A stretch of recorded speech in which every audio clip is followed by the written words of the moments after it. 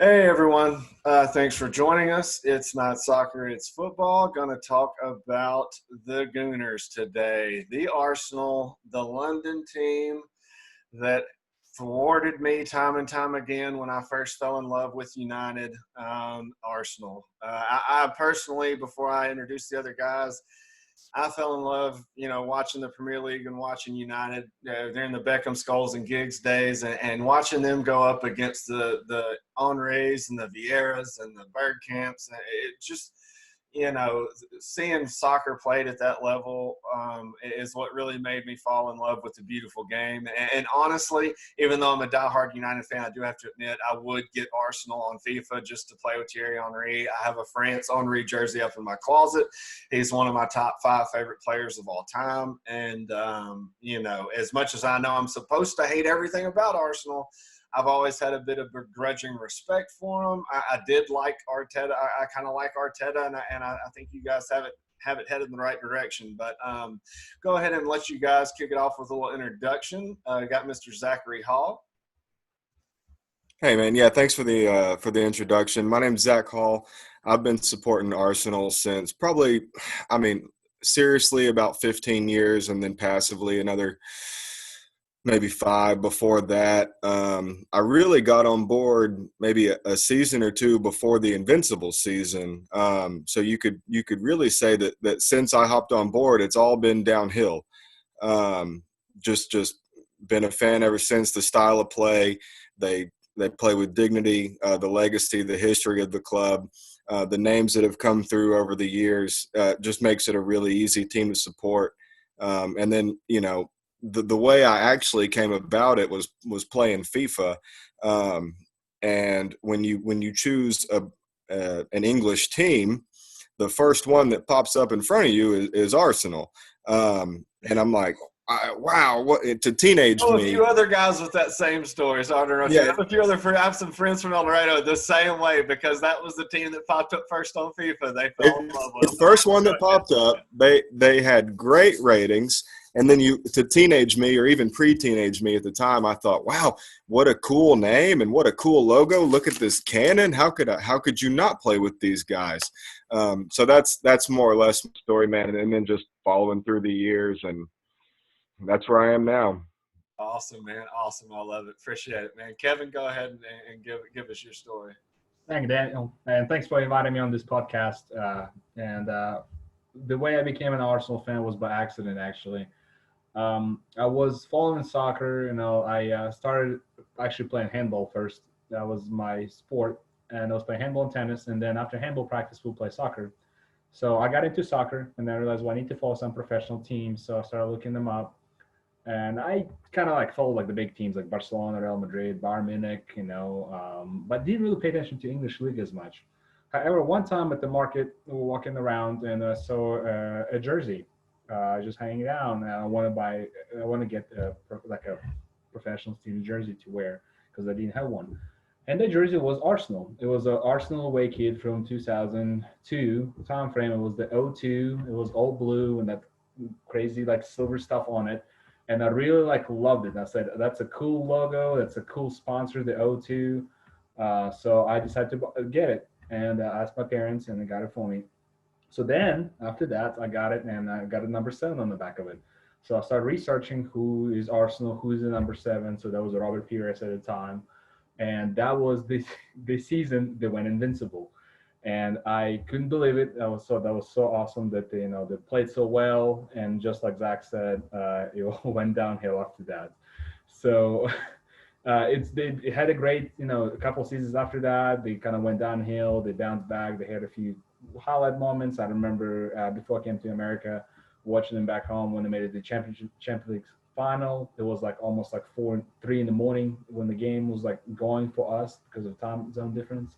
So that was just one of the highlights for me. And since then, I kind of stuck with them, and I developed a love for the Wenger ball.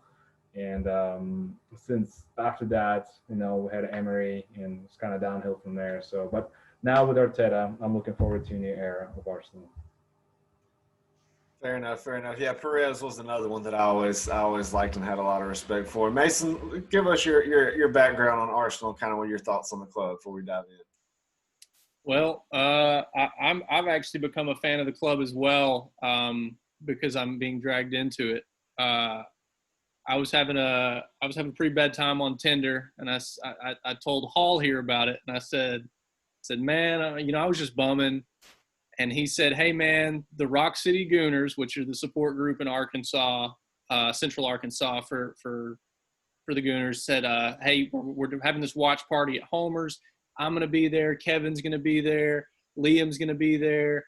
And I mean, I knew like all of these guys. I mean, it was a huge group. And then I ended up sitting next to my now girlfriend. We met at a bar at 8 a.m. for a soccer game, and we are still together. So even though I'm a diehard Sheffield United fan, I have a massive soft spot for Arsenal, and I follow them pretty closely for that reason. Man, I became a fan of a club story that starts with Tinder is phenomenal. So I appreciate that.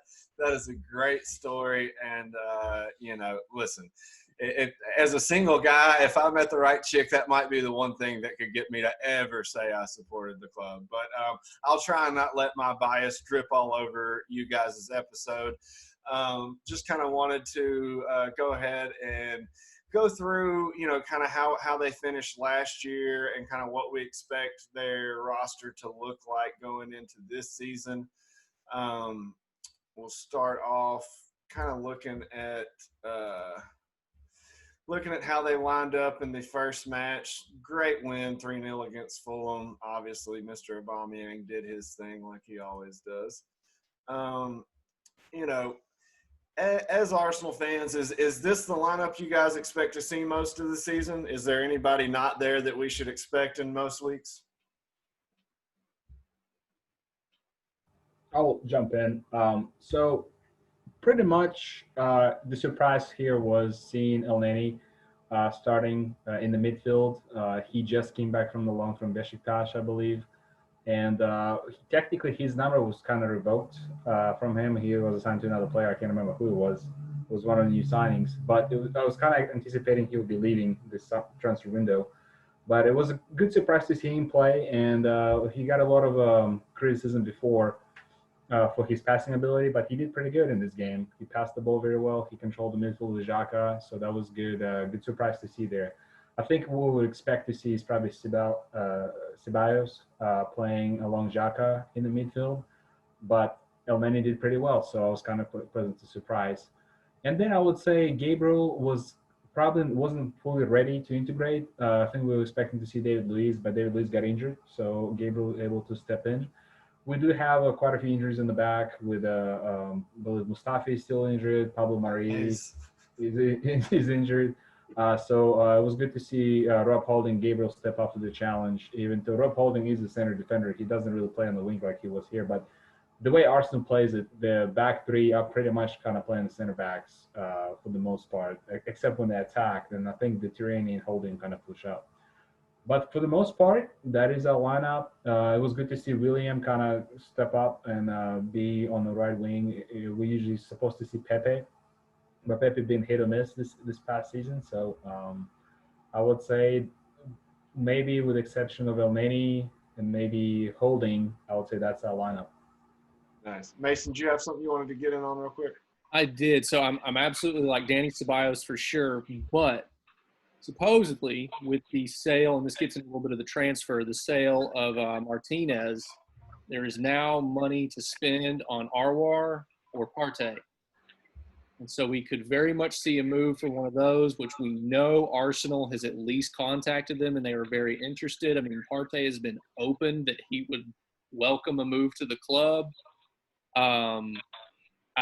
I would not be surprised to see him get involved into that center mid as well. The one that I would say surprised me for this one, other than Elneny, was Maitland-Niles.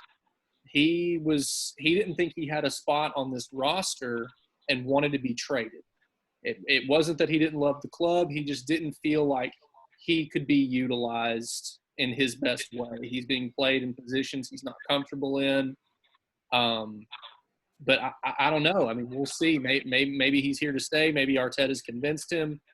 I I really don't know who else could we plug in out there at I guess left wing back / mid. I guess would that be?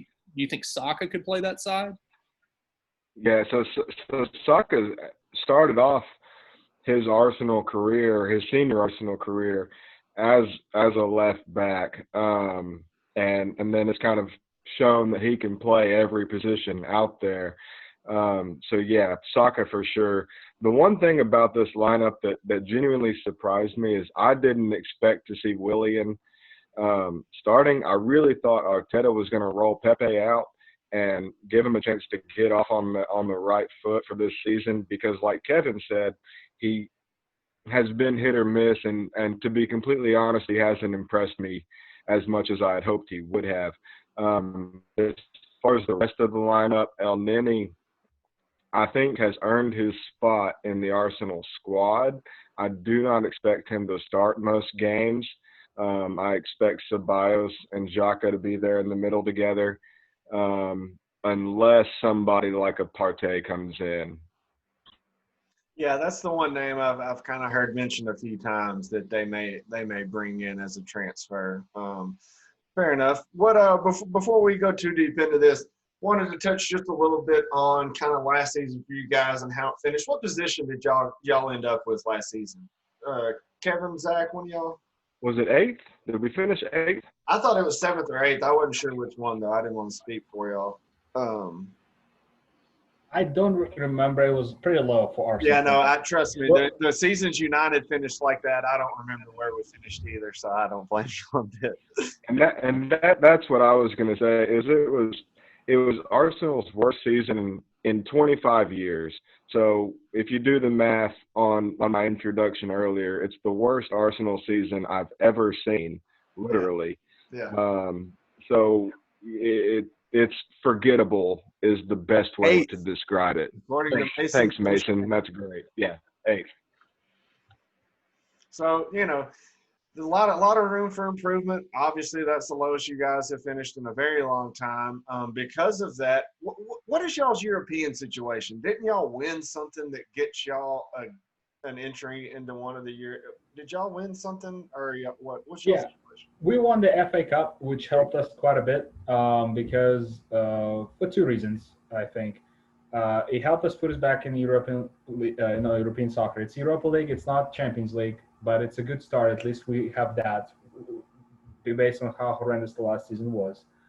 We were able to play very well at the end of the season under Arteta, so that was a good improvement. So that's a positive thing. One other thing that I liked about winning the FA Cup, it sent Tottenham into the 3rd qualification round, so they had to have 3 extra games in their season. So, as Arsenal fan, you always kind of cheer that, but we don't want to focus on that too much. Hey, never missed a chance to be petty. Never, as a United fan, never missed a chance to be petty. Yeah. So just a little petty in there, just a little banter talk. But winning the FA Cup, and beating, Man City and Chelsea along the way for the FA Cup, and also beating Liverpool between somewhere in the Premier League, that was very surprising to us based on how terrible we were by Christmas, honestly. And then, we didn't have technically a head coach for about a month. We had 4 games without a head coach, and we kind of were like, I really thought we were going to be like close to relegation, to be honest, by the end of the season. And then coronavirus happened, and again, I feel like it gave Arteta more time to think about it and kind of prepare. So it kind of worked out for us that the break happened. It gave us more time to prepare, and I think it saved that season, honestly. Yeah, both of our clubs benefited tremendously from, unfortunately, obviously nobody wanted coronavirus recovery or shutdown to happen. But if you're talking about the form going into and the form coming out of, United and Arsenal were right up there at the top after the restart as far as, record and points go. So, yeah, absolutely. Zach, do you have something to add there? Yeah, the only other thing I wanted to add to piggyback off what Kevin said about the FA Cup win is it obviously did those things that Kevin said, but I think winning the FA Cup also got us Abameyang for 3 more years. So not only did it get us Europa and all that, but the secondary was that it got us Abba for 3 more years, who at this point is the most important player on the pitch every 100%. Single game. Yeah, 100%. Pretty much any injury you guys get, you'll be okay as long as it's not him. He is such a difference maker that, looking at your guys' team from the outside, obviously I think Gabriel's going to be a very good center back and can solidify that defense for you. But it seemed like for, 3 seasons at least, you just can't keep a healthy defense. Your defense is always different. Every week it's a different back 3, back 4, back 5. This guy's injured, that guy's injured. It just seems like no matter how good your attack has been, your defense has always been a huge issue. And I think with the emergence of, some of the young wing backs, Tierney, Bellerin, and then, signing Gabriel, I don't know what you're going to get out of David Luiz at this point. 2 seasons ago, he had a phenomenal season in the Premier League. Phenomenal. Last season, kind of a little more David Luiz than phenomenal. Sometimes you get that guy that can come forward like a center defensive mid and make incisive passes and take good shots. And then sometimes you get the sideshow Bob, a guy that can't stay on his feet, that lets, ridiculous passes past him and can be a bit of a liability, make a boneheaded challenge and get a red card. I mean, you just never know what you're getting from that guy. And so I think, I think Gabriel's a fantastic player and is going to be big for you guys. As far as transfers, is there any, we mentioned Partey earlier, is there anybody else that you guys think you realistically might get, or are there any other positions you feel as a serious need? Mason, go ahead.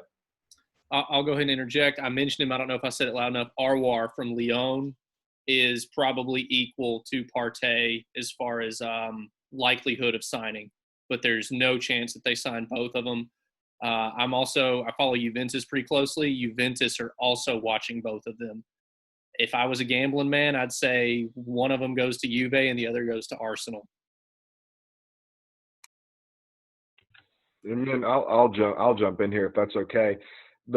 From my understanding of it, I've never gotten to watch either of them play, but my understanding of it is that Aouar is more of an attacking-minded, creative midfielder, whereas Partey is more of that.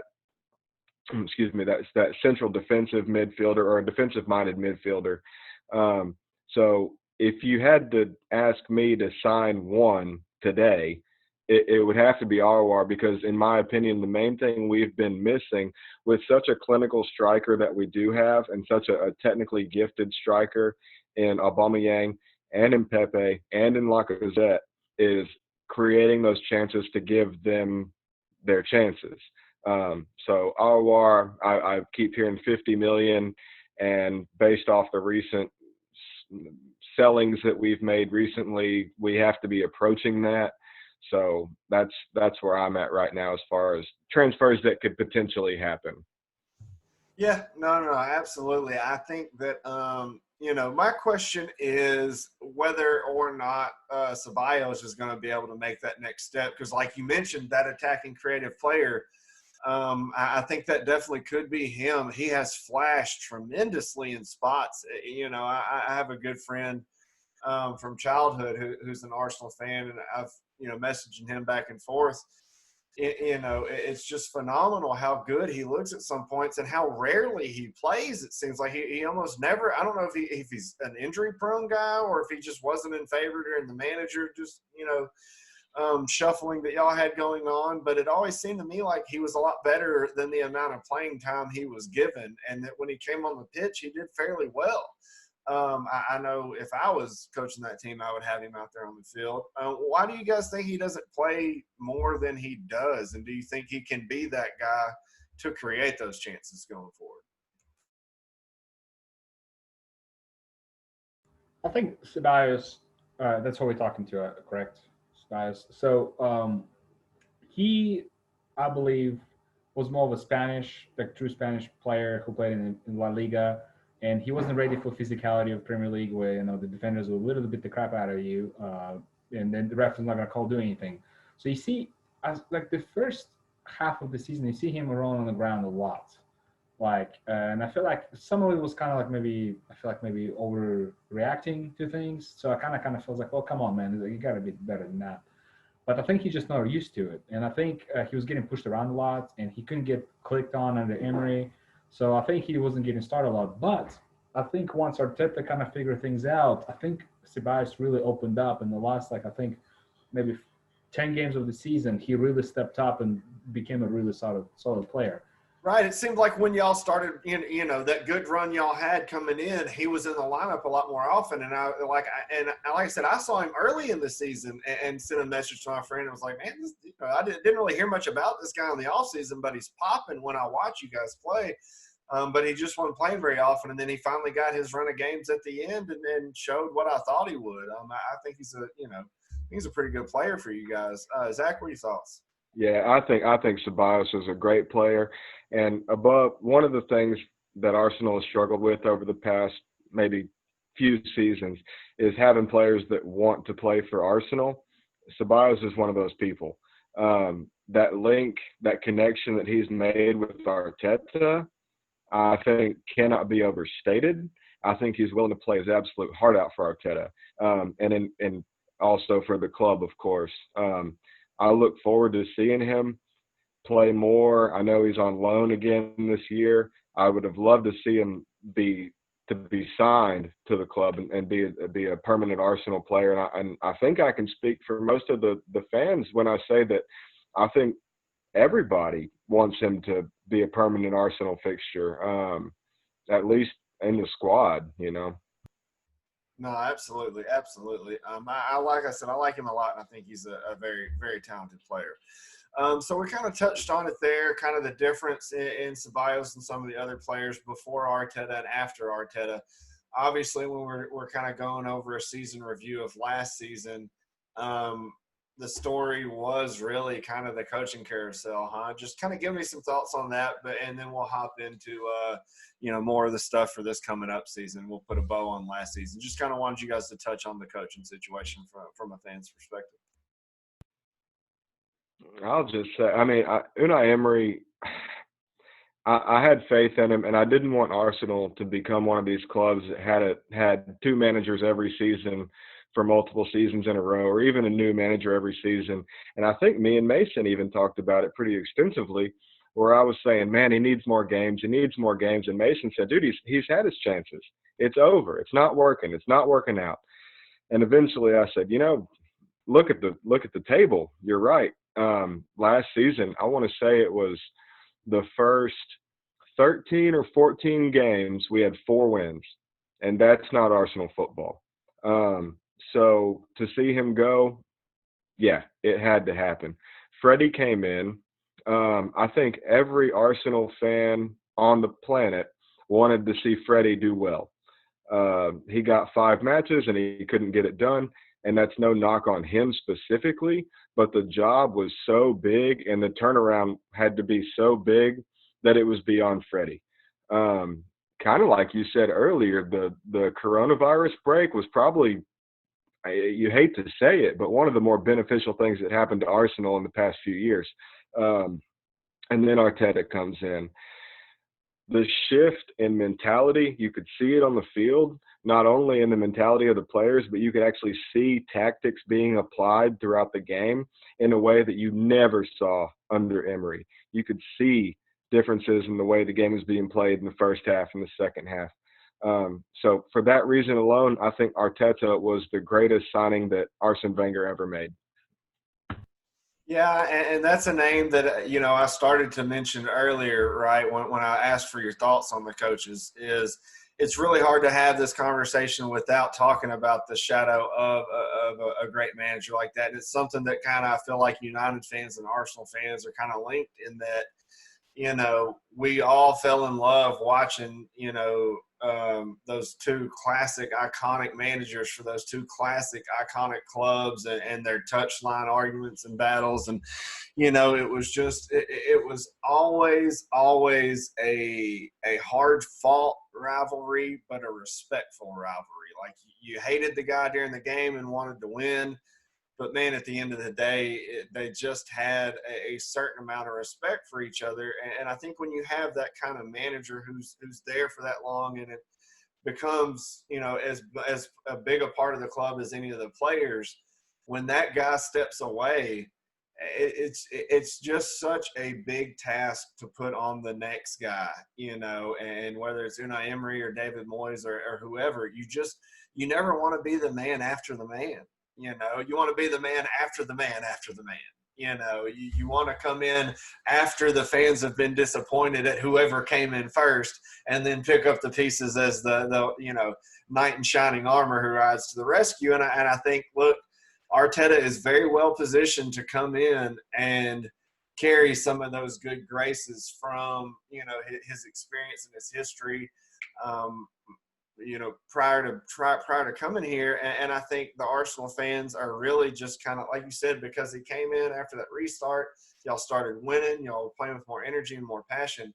I think he's really set himself up to be in a good position. If y'all get a good start this year, he's going to have quite a long leash, as opposed to somebody like Jose Mourinho we talked about earlier. Any other thoughts, you guys, on replacing a legend and kind of how Arteta can manage, being at the club and being the main guy in that big of a shadow?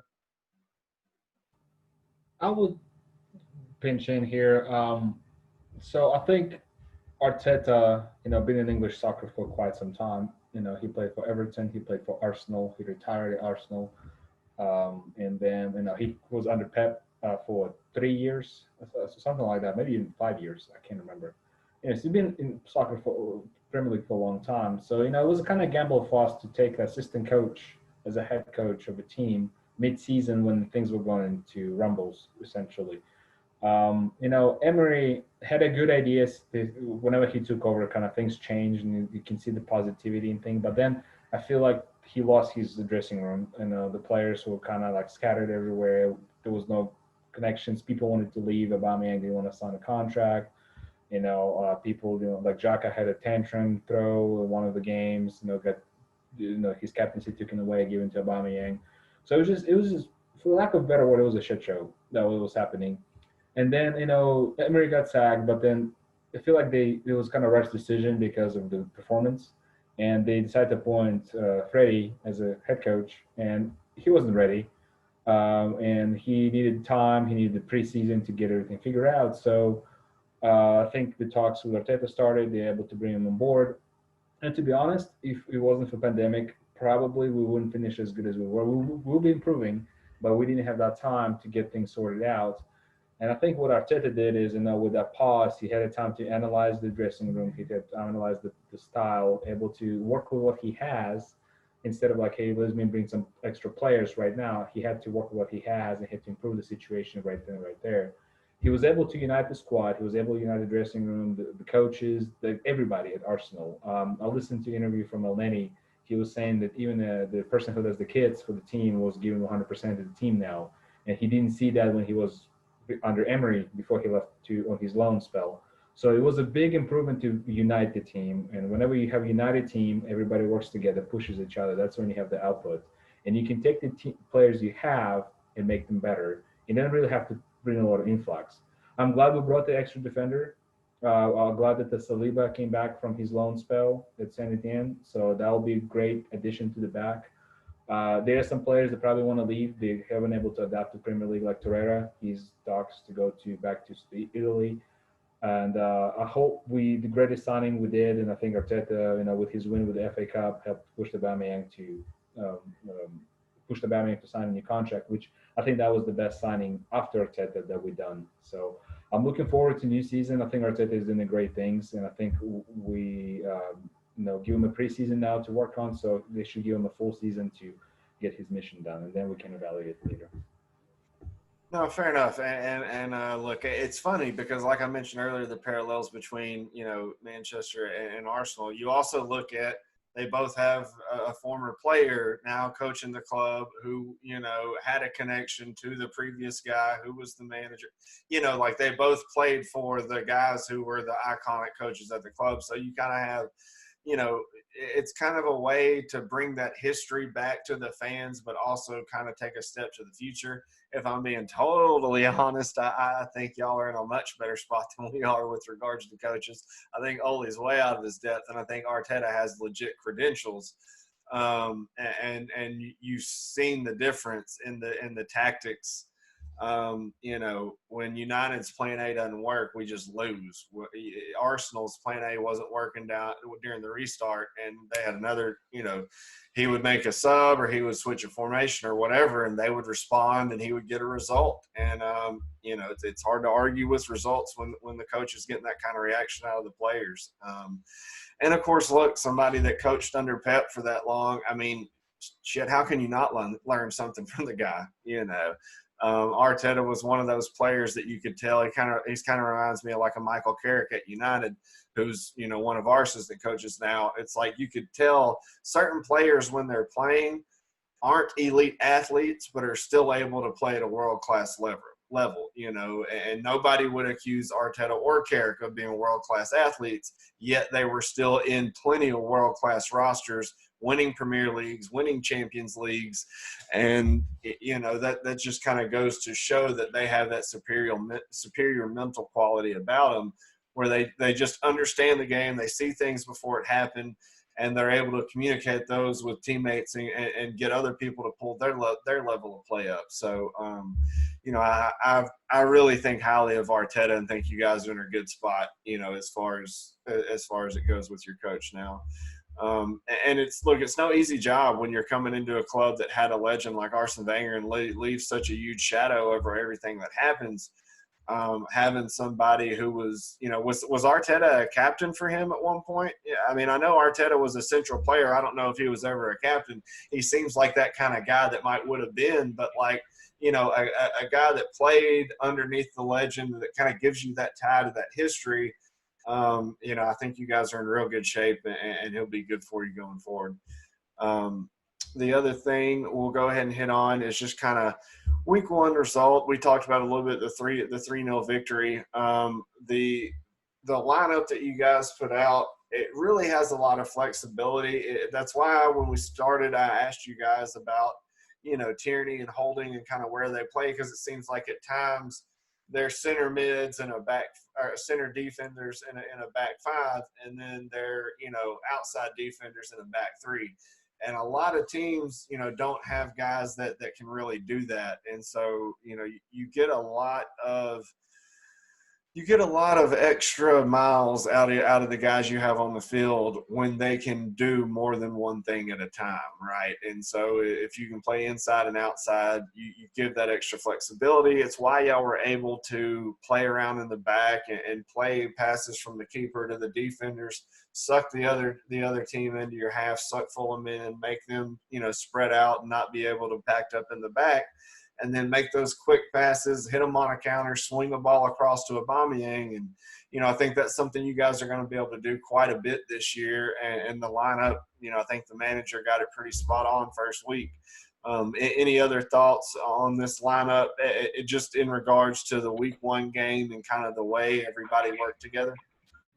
In regards to this game specifically, I don't know if I talked about it much earlier, but I know a lot of Rock City Gooners and Arsenal supporters don't think El Nini deserves a spot in this squad. I couldn't disagree more. I think you hesitate to call El Nini a consistent player, but that's exactly what he is. Every time he steps out there, you're getting a solid 6.5 to 7 performance. He had 4 interceptions in that game against Fulham. He deserves his spot on this team, and I'm completely fine with him starting a game like this, if not playing the last 30 minutes of games against bigger teams. I was glad to see him out there. I thought he did a great job, and I genuinely rate him as a player. Other than that, I'll let Kevin go.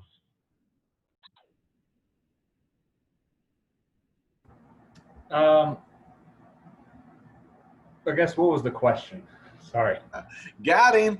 Just week one, kind of your roster, not just your roster for the whole season, but kind of the way he picked the 11 for this game, the way they worked together. Any thoughts on, manager's choices or selections or kind of how that worked out for him? Absolutely. Yeah. Sorry, I missed that the first time. Got a little bit sidetracked there. So I think it's a pretty good lineup for, against Fulham. It will be interesting to see. Can't remember who we play next exactly. I believe it's West Ham. It'll be probably similar lineup against West Ham. That's going to happen. I know we're always going to see Leno in goal. That's not going to change. Tierney on the left, of course. Bellerin on the right. I think they're solid starters for that. You might see Suarez kind of cover for Bellerin, depending on the form who's better that week. I think that's what can happen. Then I would say Gabriel going to probably keep his starting spot. He had a very bright debut, so he's going to keep going there. Holding Mike, he's still getting back into shape after his injury, so I would say he might get substituted by if Mustafi is back and healthy, maybe they give a chance to Saliba. I don't know, but we shall see. I would say Xhaka definitely is going to be starter. He's been starting pretty much all the time. It's going to be a toss-up between Elneny and Ceballos, I think, for the West Ham, depending how they want to play. Elneny is more of a defensive player. Ceballos is more attacking player, so it's going to be interesting to see a combination. I would love to see Ozil, his prime, in our starting squad. I just don't think it's going to happen. I think he's going to sit on the bench, get his contract, and get out. Maybe he'll be sold this transfer window, maybe not. I don't know. But Ozil alert! Ozil alert! I didn't know if we were gonna have. I didn't know if we were gonna hear his name mentioned. Go ahead, though, Kevin. Yeah, we can come back to Ozil. That's a unique situation that's happening at Arsenal. But we need that creativity in the midfield. So hopefully it's going to be toss-up between Elneny and Ceballos. Joe Willock is out there too for selection. I don't think he's just ready yet. He's good for give a break to main guys, but he's more of a rotation player than a starter. And the top three are pretty much set. It's going to be toss-up between William and Pepe, depending who's ready. I feel like sometimes maybe Lacazette going to get dropped because he can't go full games back to back. I feel like he goes too hard. He burns himself down, so he has to get substituted. So I feel like maybe Abameyang might get pushed in the center, and then maybe William and Pepe are going to be in the wings for that. So I think that's going to be my projection. I don't anticipate a whole lot of change unless we play FA Cup or what's the other one, the League Cup, where we need to just rest players. But this is going to be our lineup, I feel like, unless we add the one of the two signings that Mason talked about. I think they may be partnered with Xhaka and give some relief to other players. And I think maybe Elneny will be covered for Xhaka, and then Ceballos will be covered for a new guy who comes in. What's the update on what's the young guy starts with the M, Martinelli? What's the update on his injury? Martinelli is in doing a fitness now. So I don't know when he will be ready, but it's going to take some time for him to get ready. Now, that's the guy, once he gets his fitness back, and if he gets his form back that he had before the injury, going to be a deadly guy. And I think he's going to give Eddie Nketiah, some competition for a backup to being the striker for Arsenal. I think Lacazette going to keep his starting spot. I don't anticipate Lacazette to drop a whole lot. But I think Martinelli going to fill in here and there and maybe able to push Lacazette out of the starting squad by the end of the season. But we'll see. Because Martinelli, he had a very solid performances when he played. He scored good goals. He was integrated very well. I want to see how he does after the injury. If he can overcome that, and get back his fitness, he'll be phenomenal. And he might push Lacazette out of the starting spot, in my opinion. What are you guys' thoughts on Abameyang's best position? Is it wide? Is it up front? Is he just so good that he can play either one as well, which is almost where I used to think it was crazy for them to move him from striker because he's one of the best finishers on the planet, and I would want him in the box as much as humanly possible if I was the coach. But then you see how good he is coming in off that wing. And, if Lacazette is a better option than whoever that left winger would be, he does give you that flexibility. So just kind of talk about, striker versus wide with Abameyang and kind of the way he might get used. So I'll hit on it just real quick. I'll go over it a little more with the tactics. But what I'm actually seeing with Abameyang and Willian/Pepe is a mixture of both. I've actually – what I called him was a wide striker. He's literally doing both, and he's cutting in on the plays. He's overlapped from the outside by that left wing back, and he receives support from the center mid. It allows him to be employed out on that wing while coming in to strike on goal. Hey, you can go ahead and throw those tactics up if you want to share the screen and throw that up there real quick. Sure.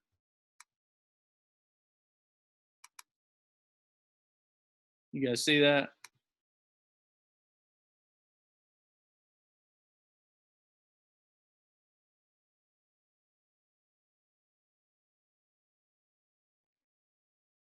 All right. Yep. Yeah, it's up there. We can see it. Okay. So first, I'm going to go over how they press. They do a high press with all three forwards pushing onto the defenders. Depending on the opponent's formation, they'll send the center mids to support them through the mid. And what they're looking for here is for a long ball over the top, where they have 5 guys in the back. They've got their 3 center backs. They've got their 2 wing backs out wide. They're wanting a long ball over the top so that they can win an aerial battle. Or the other option for that defense, I mean, just the only other way they can go is out to the wings. And so when that happens, what you'll see is the wingers and the center mids split out wide, and they play it very tight on the wing. You'll see then all those 3 forwards come back to cover space that those center mids have left. And you've still got your 3 center backs covering fast breaks that can potentially happen. But again, that's just how they press. They normally run that. They line up as a 3-4-3, but it is constantly changing. So what we're seeing here is how they're going to attack. This is their normal build-up attacking formation, where the wing backs actually come up over. That they pretty much run a 3-2-5.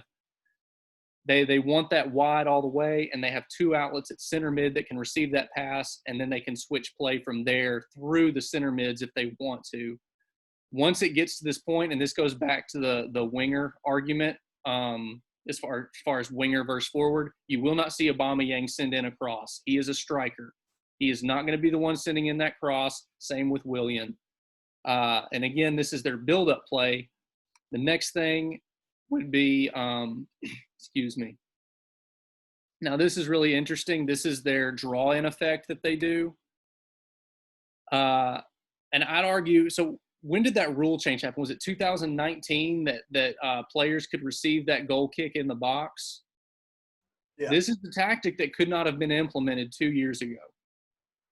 These defenders, there's 2 center backs that will drop into this box, and they will receive passes. This one is one that they're building down on the left. Ainsley Maitland-Niles steps in as almost a center mid at this point. The wing backs drop back some, and the center mids drop deep back almost to the 18-yard box. They build up heavily from here. They draw in the defense. There was multiple times that Fulham got caught with 6, even 7 players in the opponent's half before launching an attack. And then, like I said, when they're working down the left, Willian stepped in to assist Laka. Laka really plays a false 9 pretty strongly here. He's really just a dummy there for him. It runs through Abba and Willian mostly. The next one I'll show is that where it worked through Willian. So they're building up down. Willian received the ball, drew it in, and then sent it down to Abba, who then had overlapping runs down the middle, had Laka coming from the false 9, and had an overlapping left back. It's a vastly fluid formation. It's constantly changing. And then actually, based on that last play, this is one we posted to the Premier League Central Arkansas group. Is that showing up full screen for you guys? Nope.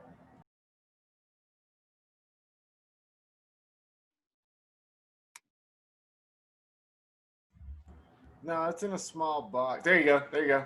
I don't know what I did, but it fixed. It's working now. This is the exact same play months apart. I mean, anytime you get that cross onto a player like Abameyang like that, and you can kind of suck that defense to one side of the field, play that long cross over the top, it's going to be hard for many teams to stop. And I mean, see where Holding received that ball. He was literally on the back line with the keeper. And then here's one with Saka. Here's one with Willian. They receive a pass in a one-on-one situation. They get it to Abameyang, who's then able to send it home for the goal. It's absolutely remarkable. They have now scored, I believe, in 4 straight contests off this exact build-up from the right side. that ends with getting it to Abba on the left. I was just going to point out while you had it on that screen right there, when Willian makes that pass over to Alba, you can see 6 Arsenal players running towards the goal, and you can see 3 Fulham players trying to get back to defend it, which speaks to your point earlier where Fulham were having 6 or 7 people trying to press or do whatever they were doing, and Arsenal exploited it perfectly in that instance, at least, I thought. Yeah, I mean, absolutely. If I was an opposing manager, when they start doing that, I would tell them don't press that hard. Like you just have to be more disciplined in your pressing. If you're going to press up that high, you can't get beat, because that's exactly what happens. Is Arsenal are literally building up their play to a counterattack. It's pretty interesting. It's very unique, and again, it's a massively fluid formation that's been pretty fun to watch. I was going to speak back to the point about the original question being whether what we thought about Alba playing on that left side versus playing in the middle. I think if you had asked Abameyang 2 years ago or even a year ago, he said, I want to be the center guy up front. And I think he may still even say that, but, competing for the Golden Boot like he did last year, playing the spot where he's playing, I do think he's good enough to play both, and he is showing that week in and week out every time he's on the pitch. Well, and I think another thing that may kind of helped him, shift his view to where he's kind of more willing to play off that wing is, I mean, let's be honest, who is the gold standard in the Premier League right now? That's Liverpool. What are their 2 main goal scorers doing every week? They're playing off the wing. Salah and Mane do not play in the middle. They're both coming in off that wing and scoring goals. And I think Abameyang, saw that and was probably a little more willing to go play on the wing than maybe he had been in previous seasons. Because like I said earlier, I mean, I sent this to, one of my good friends, Robbie Becker, who's an Arsenal fan, that, I can't understand the strategy behind taking Pierre-Emerick Abameyang away from the goal and putting him out wide. And then you see him do it for a season, and he's as good as Salah and Mane at it. And it just goes to speak to be able to be one of the 3 best players in the world as a center striker or as a wide striker just goes to speak to how good that player is and, just how highly I rate him. I was devastated that he signed a new deal.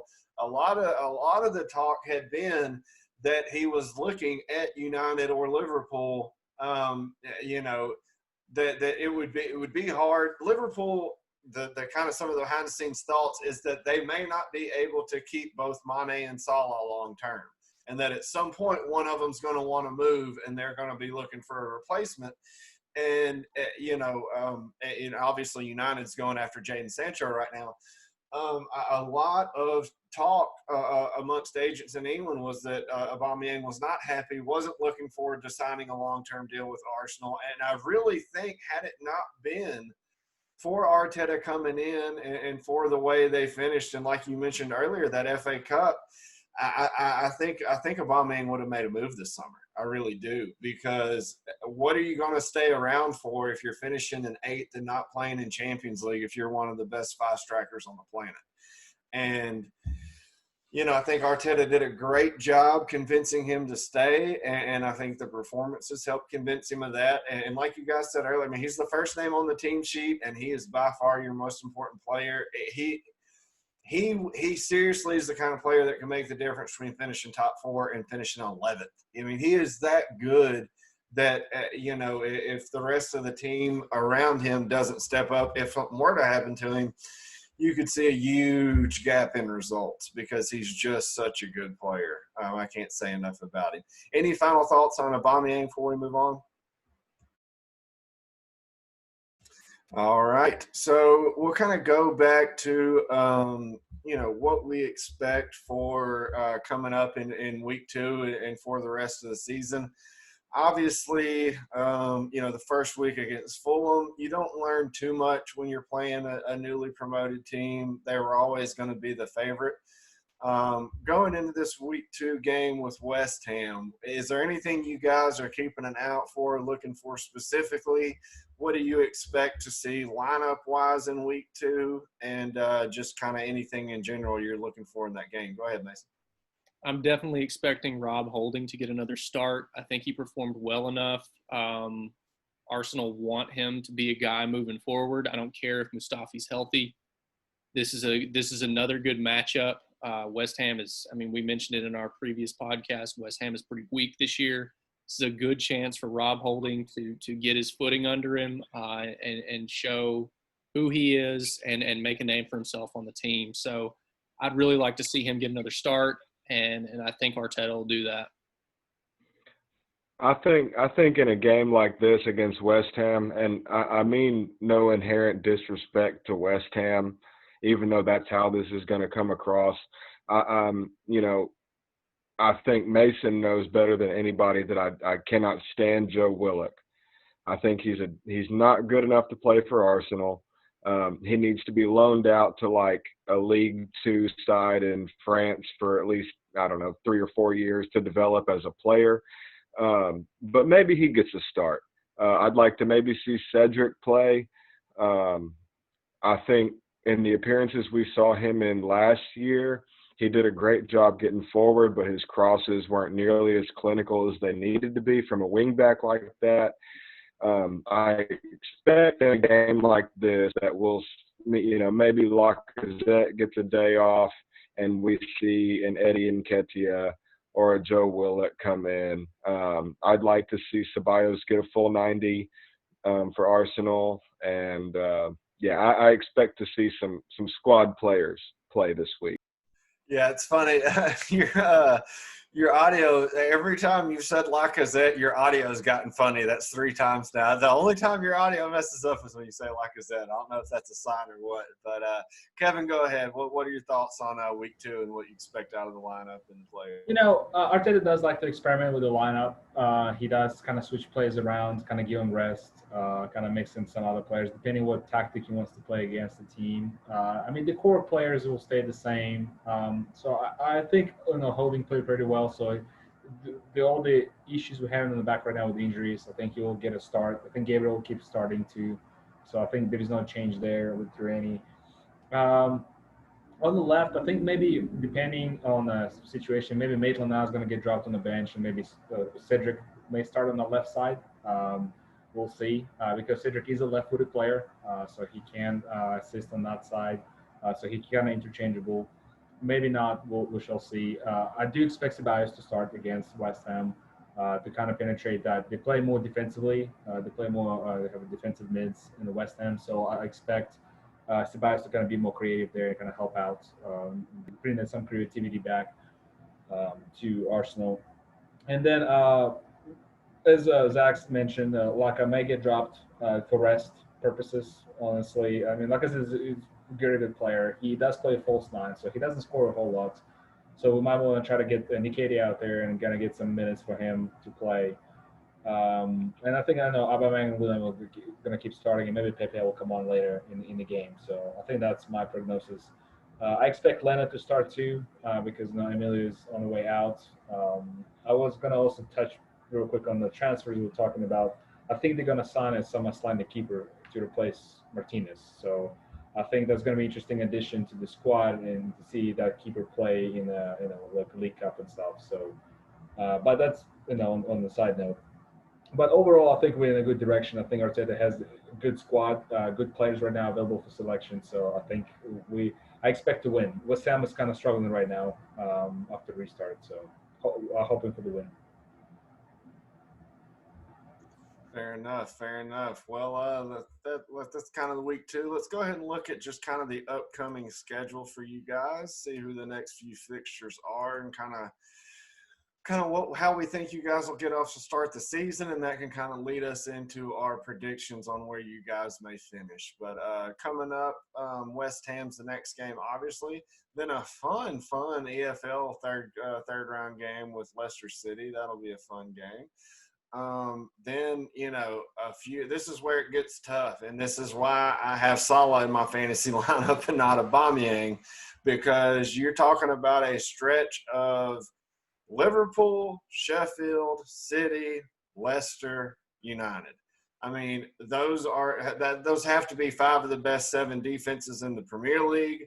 Some of the best keepers, some of the best defensive coaches. That's going to be a very, very, very tough stretch, and we're really going to see what this Arsenal team is made of really early on. It's one of those situations where a couple of those games go the wrong way. You can start a very bad trend, a bad run of form, or you could come out and punch Liverpool in the face and then carry that momentum into Sheffield and City and end up surprising some people and really putting yourself up at the top of the table. So, however you look at it, it's really going to decide a lot of their season because of how difficult some of these fixtures are. Any of y'all got any thoughts on just kind of these upcoming fixtures and especially this run of, 5 straight games against elite defenses? Yeah, I think you said it best. It's going to show – hopefully it'll show for the best that we're here to play in a way that we haven't been until pretty recently, honestly. When Arteta came back, we beat Liverpool, we beat Man City, we beat Man United, we beat Chelsea, we beat all the big teams in the Premier League. And it almost felt at points that we were coming into these games like we were going to win them. Whereas under Emery, and I hate to say it, but even under the last few years of Wenger, we'd go into these games and you wouldn't feel good about it. Whereas now I'm sitting here and I look at this and I think, all right, that Leicester game, yeah, we can give them a run. Liverpool, yeah, we beat them. Sheffield, yeah, did we draw them last year or did they end up beating us, Mason? Do you remember? I do not believe. I think we won one, we tied one, but then Arsenal beat Sheffield in the quarterfinals of the FA Cup. So they got the win that really mattered. That's it. So, I mean, when I sit here and look at this now, obviously October is going to be a stressful month. And then if I remember correctly, February is also going to be a very stressful month. But I look at this schedule in a way that I haven't in the past. I look at it with hope and I think, wow, you know what? These are games we can pull off. So honestly, I'm pretty thrilled about it in a way that I haven't been in a long time. Well, and that speaks a lot. That speaks volumes really to what Arteta's brought in and just kind of the change in mindset amongst, Arsenal fans. Because, I mean, I have a lot of you guys as friends, and in January, y'all were looking for a cliff to jump off of as a group. And, 9 months later, it's amazing how quickly things have turned around. And just, obviously – you won the FA Cup. That's a trophy. Everybody likes winning a trophy, even though the FA Cup has lost a little bit of its luster because some of the other teams are prioritizing different things at the end of the season. No matter what, the FA Cup is still a trophy every team wants in their cabinet, no matter what other teams may say when they don't win it. When United won it, I was thrilled. Now, granted, when we got knocked out of the FA Cup this year, I was happy, because I felt like we really needed to concentrate on winning our Premier League games and making top 4. So I was thrilled when we got knocked out of FA Cup this year because I don't think we could have done both. But, it's one of those things where bringing in a trophy can really change that mindset, and I think Arteta did that. This stretch of 5 games, though, listen, that's going to be – it's going to be a long 5 weeks for Arsenal fans if that goes the wrong way. But like you said, seeing those things as a positive mindset as a fan, you have to think that culture's changing around the club and the players as well.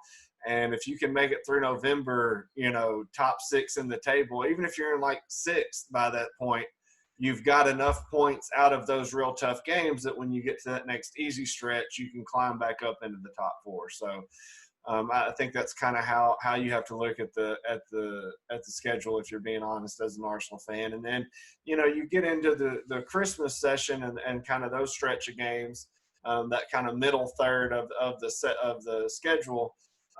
You do have some winnable games that they're tough, but I think every game up right here is winnable. Chelsea will probably be the toughest one. But listen, those London rivalry games, those derbies are tough to predict and to call. Even if the one team you may think is stronger or better, they oftentimes don't win those rivalry games. So, Tottenham, I think, is a game y'all can easily win. I think Wolves will give you a bigger challenge than Tottenham based on what we saw week one. Everton, that's the one thing that's going to be different is in years past that was kind of a gimme, and now it's going to be a lot more of a hassle. Going into Christmas and Boxing Day, I think, if you can get that Everton win and that Chelsea win, those are two tough games finishing into the Christmas stretch. I think you really take a lot of momentum going into the new year if you can pick those two games up. Any other thoughts on this kind of middle third of the schedule from you guys? I think just looking back to October, I think that's going to be our biggest test. And as Zach said, being last 3 to 4 years as Arsenal fan going into something like that, I won't have any confidence. I would say we're going to tank it. It's going to be a disaster, and we're going to get barely any points. We might get a surprise out of it, but that's it.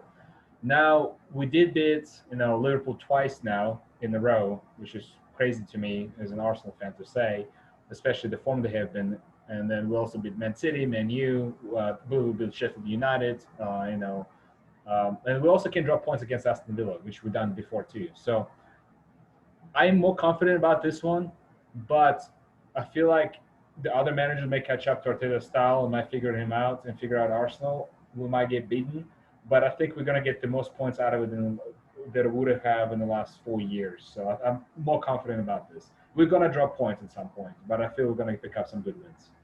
Yeah, no, fair enough. It's a long season. You're not going to win them all, but it's winning enough of those big games and then not dropping points in those small games you should win, right? And that was kind of Arsenal and United both struggled with that last few seasons where, like, you'd have a huge win against City or a Chelsea or somebody and then go the next week and crap the bed against Southampton or Crystal Palace. So, you gotta win enough of the big games that matter, and then you gotta have guys who are mentally strong enough to stay focused when they're a big favorite, and that's sometimes where teams struggle. So coming out of the Christmas break, they have a fairly nice stretch of games, right? After that Chelsea game, you got Brighton, West Brom, Palace, Newcastle, Southampton. They really shouldn't drop many points in that stretch of games. And then you're carrying a decent amount of momentum into that tough back-to-back game against United and Wolves. If you can get, 4 points out of those two games, I think you're thrilled. And then, you should win a few more games against Villa and Leeds. Then you got another little, spell where you have City, Leicester, Tottenham, and Liverpool all kind of in a stretch of games. That's gonna be another one that really tells you a lot. And then y'all should be able to pick up some good points coming down the stretch. Brighton, Palace, West Brom, Newcastle, Fulham. If you can make it to the middle, if by the beginning of April you guys are in the top 4, I think you're going to finish in the top 4. If you're just in the top 6 by beginning of April, you're going to finish top 4 because of your fixtures on the run in. Any thoughts on the second half of the schedule from you guys? As far as the second half goes, nothing specifically. Like we all know, playing in the Premier League is the most difficult thing to do as far as sport goes, week in and week out.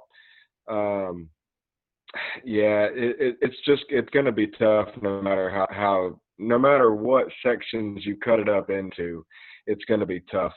I'm excited to see Arsenal play Wolves. I don't know. I don't have a lot of good thoughts on it, except that I'm just excited. I'm finally excited for a season of Arsenal football. Hey, that speaks volumes. Kevin, what you got? So I think, I touched on October now, going into Christmas break. That's where all the teams can struggle. That can also make or break a season. You have to have a depth in your squad going to the Boxing Day, and I see there's games in December and January are pretty close back to back. So if you can rotate your squad properly make sure your players are motivated and rested enough. I think you can get good points out of it. So that's going to be a real test. It's a lot of times teams fail to succeed there, and then the rest of the season kind of goes downhill from there. It doesn't look terribly hard with the opponents. It's so packed that you got to stay focused through all of this. And as you said, Daniel, that going into the bottom, like the last third of the games, there will be another stretch of, playing Liverpool, playing Tottenham. There was a Man U was along the way there. But these games are kind of a little bit more spread out. They have mid-level teams, they kind of give us a break. So they're not all back-to-back, which is nice. So I think if we can pass October and don't drop a lot of points during Boxing Day, I think we'll be in a very good shape. Yeah, absolutely. It's a much stronger team with a lot more positive outlook than you've had the last few seasons. I mean, listen, nobody doubts Arsenal's attacking prowess. With a player like Abameyang up front and with some of the other options, bringing in William, Lacazette, maybe getting another season more comfortable in the Premier League, the young guys in Kate are coming through. I think you're always going to be able to score goals. The question is going to be, how's that defense going to hold up? How's the keeper going to hold up over the course of the Premier League season? I think Gabriel was a fantastic signing. You have some very, very, very athletic young wingbacks that I think can help with that. And, along with that, kind of next thing I was wanting to touch on was some breakout players you guys want to single out. One of the guys that I'm really looking for big things from, a guy that I was gutted to see not come to Manchester, was Gabriel. He already came in and got a goal in the first game. He seemed pretty solid in the back. He's good passing the ball. For a guy playing his first game in the Premier League to have not had much time to get comfortable with his teammates, I think he was serviceable at the least, and if not, extremely solid at best. He really stepped in and did a job for you guys. Who would you kind of name as a breakout player, Kevin? Who are you looking for something from? I hope Gabriel will be one of the top defenders for us to solidify as a starter, give a run for the money to David Luiz and Rob Holding. I hope Pablo Mari will be one of the good defenders that kind of breaks out too. He was all right at Man City, and then he went back to, I believe it was Brazil, to gain some experience, and he got signed. And the games he played, with a few games he played for Arsenal, he was pretty good. So I hope he can, overcome his ankle injury and then be back in the squad and show good things. I hope that William and Pepe will have a good season. So we need those wingers. I think Pepe has a lot of potential still to step up and get even better. And I'm expecting William playing in Chelsea for quite some time, bring that experience and give us, that danger on the wing.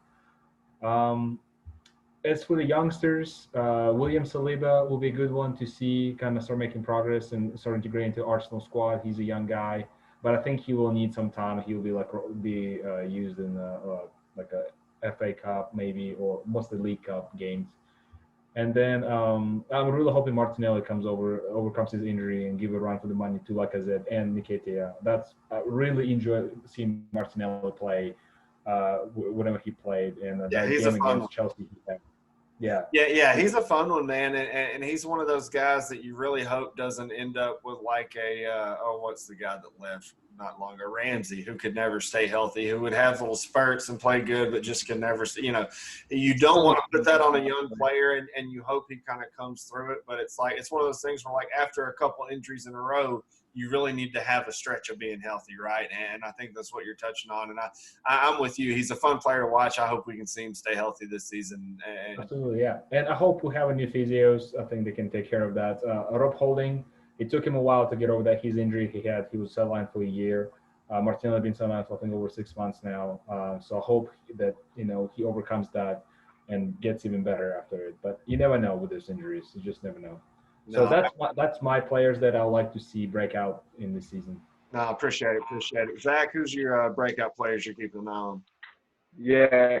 Kevin hit the high notes. Martinelli, I expect big things from him. I expect him to make an impact every time he's on the field now.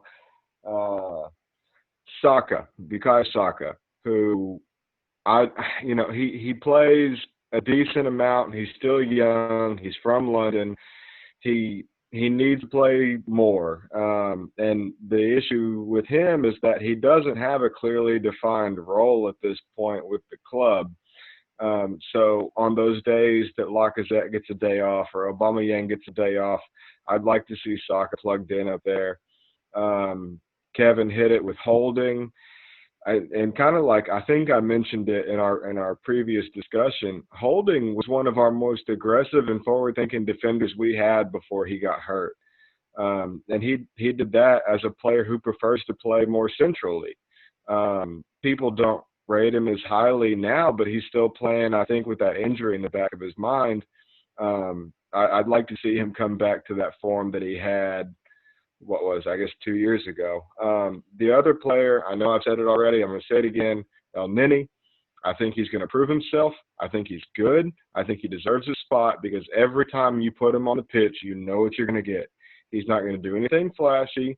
He's not going to make a highlight reel, but he's going to serve his role and fulfill it properly. So, and then Gabriel, of course, I expect him to come in. And I mean, he's already obviously made an impact. I expect him to continue to do so throughout the rest of the year.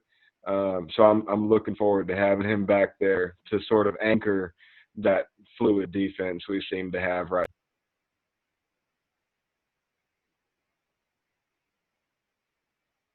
I will add one more player into that list. I just thought about him. Emily Smith-Rowe.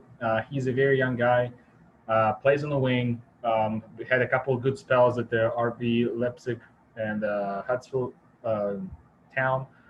And I think he showed himself pretty well there. I enjoyed when he played for Arsenal. I think he's going to be used maybe in like a League Cup games.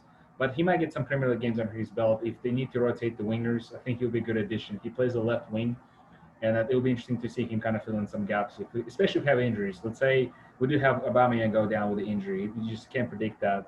I think him and Pepe can, step into the challenge. Pepe will be first choice, but Smith-Rowe can probably step in and put some good, surprising performances for us. Mason, you got a breakout player you're keeping your eye on this year for Arsenal? Well, it's interesting. I'll call him a breakout player, but I think he's already broken out. Tierney. It's his job. Like, he's not losing that to anybody, but the guy's only 23 years old, and he looks even younger than that. But I'm keeping my eye on him.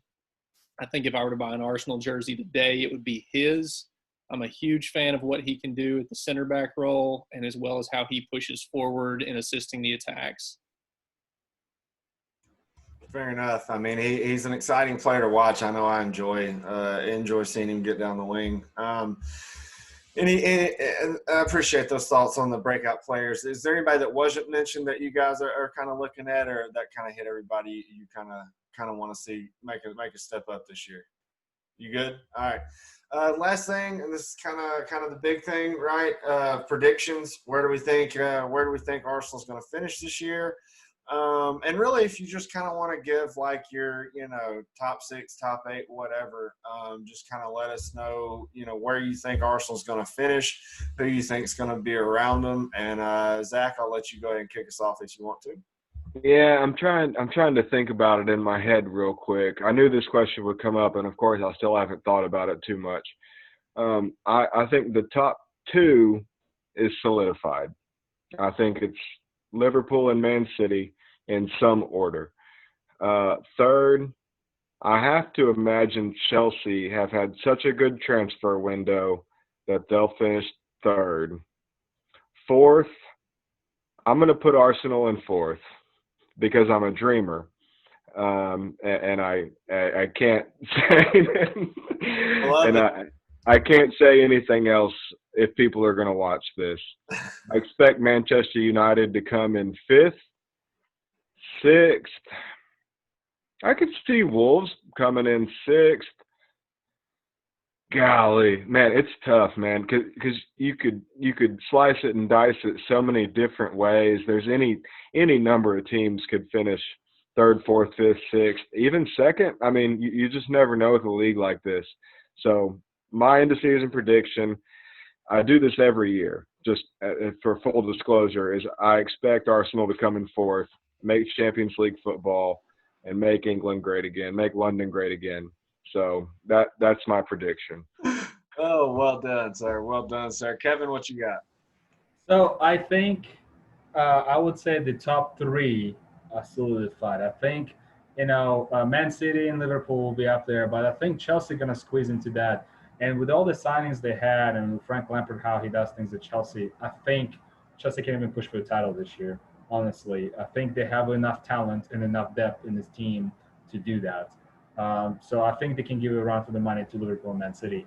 As for the top four, I think Arsenal can have a chance to come back to top four finally. It's been too long. They're playing very well. I think they know, like, even if they have to park the bus and like they did against Liverpool the first time they played them, and then against Man City, if they have to park the bus and catch them in counterattacks and win the games, I think that's how it has to be done. So, but Arsenal needs the Champions League football again. It will help us to bring more revenue. It will help us bring more players and more talent and be more competitive even. So I think Arteta's goal this season will be to push for top four. As for this fifth and sixth spot will be kind of toss up. I think if Man United gets more active in the transfer window, they can push for top four themselves. But right now, I don't see them going about getting to top four. It's just too competitive up there. Sorry, Daniel, but you guys only signed one player, and I don't think it's gonna make that much of a difference. I mean, it's going to be good. He's a good addition, that young guy from Ajax. But I think you guys need more players, and I think it comes down to your owners showing us some cash to do that. So, but I think Man U can finish top five. I think the Solskjaer been doing a great job at Man United, and I think Leicester City. I think they can finish in top six. Definitely, they are been pretty solid. Brendan Rodgers has done a phenomenal job at Leicester. And they might even finish in top four too. I honestly can't place them anywhere. They can be hit or miss, honestly. Yeah, if Vardy and Madison are both healthy all season, they could give some people some fits and get up in that top four. Yeah. Mason, what you got, buddy? Oh, I was just going to comment on both of them, Dog and you, and Man United. Oh, I knew it was – well, I mean, that's the thing. They're like, thanks for having me on your podcast. Your team is trash. Well, it's one of those things where, like, because everybody's kind of mostly agreeing with the top three, or at least everybody agrees with the top two and then thinks Chelsea's had a good offseason. So it's like, if you think your team's making Champions League, there's no more spots, so. And, hey, that's something else to hit on is every one of us is like, Chelsea third. That's what I was just about to say. Every one of us has said that. Yeah, I was – as everybody – so high. I was sitting there thinking the same thing. Those super teams, right? It's like Tampa Bay in the NFL. Like, the more you expect somebody to dominate because they made all these signings, it just always seems like it doesn't end up happening. But no, I was the same thing. Go ahead, Mason. You want to finish up your top six? I know you've already given it, but just go ahead. Oh yeah, no, I had Leicester finishing sixth. Who did I have in fifth? I had Arsenal in fifth. Yeah. You had United fourth, and then Chelsea. And then I had City finishing over Liverpool. Right, same here. That was before seeing Game 1, and especially after Game 1, I'm like, ooh. Yeah. There's holes to fill in Liverpool. No, I agree. And look, it's one of those things where, like, I think Chelsea, they've made signings that should work out. You look at the schedule, they have a very friendly schedule the first half of the season. They're playing Liverpool this week, but after that, other than United, they don't play another top team for a couple months. So, I think because a lot of their tougher games are going to come later in the season when they've had time to gel and come together, I do think Chelsea will end up in the top four. Obviously, I think United will over Arsenal. Listen, as I said on our preview, though, that's because I expect Jadon Sancho and another defender to come to United. If we don't get another defender, preferably a left-footed defender who can play both some left center back and left wing back, and if we don't bring in Jadon Sancho, that's going to put us in a very different position. Now, we were very strong in the restart, and I did like the way that our team looked, but we did get some of the, like Arsenal, we both had some of the easier fixtures during that time. So, I think Arsenal have done enough that they could easily be top four. I also think there's enough question marks that they could finish 8th again, and it wouldn't really shock any of us because we've all said Everton have improved. We've all said Chelsea won the offseason. We've all said Wolves are a dangerous team. We've all said Leicester City can still finish top 4 if they put a run of games together. I think we're all kind of thinking Jose might struggle at Tottenham. But, Sheffield United could do what they did again last year.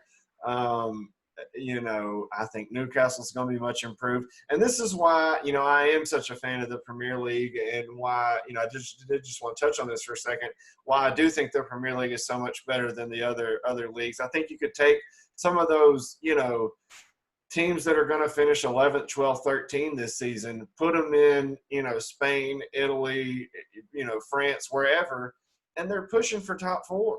They're not going to win the league. They're not going to beat Barcelona. They're going to beat Juventus. They're not going to – but, after the big 2 or 3 in all of those leagues, the drop-off is astronomical. Germany, they're a little deeper, and they have some better teams where the drop-off's not as big. But, that's why I think the Premier League is so much better because those mid-table and lower-table teams are so much better than the other leagues. And I think that's why – the Premier League ends up beating up on itself a lot. And sometimes, sometimes they don't do as well at Champions League. And then sometimes it's an all England final because, they've been able to stay healthy and kind of iron hardens iron over the course of that season. You have so many tough games. Those Champions League games don't seem that much harder than your regular games. Whereas you look at somebody like PSG and yes, they made it to a final this year, but so many years in the past, because they're just thumping teams throughout the week. And on the weekend, they come to Champions League and crap the bed, right? And so, I just really think the Premier League is the deepest league, there is. And because of that, there's such a range of finishes that I could see, Arsenal anywhere from top 4 to, outside of Europa. And again, comes down to y'all's defense. We know you're going to score goals. How good is that defense going to come together? How healthy can your defense stay? Because in years past, they spend more time on the training table than on the pitch. So with that, anybody got any final thoughts before we wrap this up? I would say one more thing about Chelsea I just thought about. Just want to toss it out there. If Kepa improves, they will finish in top 3. If he sucks as much, I think that the 5th to 6th spot will be there where they are because they have Kurt Zuma and Christensen in front of them, and that's their starting center backs.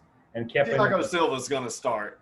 Yeah, and it just I have a feeling that they can finish in top 3 or they're gonna tank. It all depends on their defense. They have amazing offense, amazing. They're gonna score a lot of goals this season, but I think if the defense lets them down, they're gonna crash. And I don't necessarily think it's so much if Kepa gets better. I think if Kepa doesn't get better, they're going to sign somebody, and Kepa's going to be gone. I don't think as much money as they've invested, they're going to sit there and watch a keeper let in a bunch of easy goals and not do something.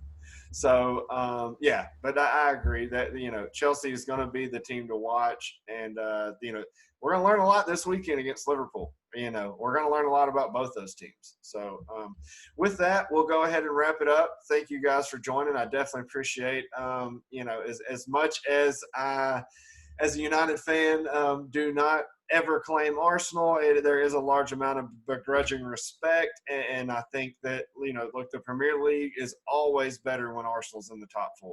And so, to that end, I'm cheering for you guys when you don't play us, and look forward to seeing how Arteta gets it done. So with that, we'll wrap it up. Thank you guys for joining us, and we will be back to wrap up week 2. Thanks, guys. Thank you, Daniel.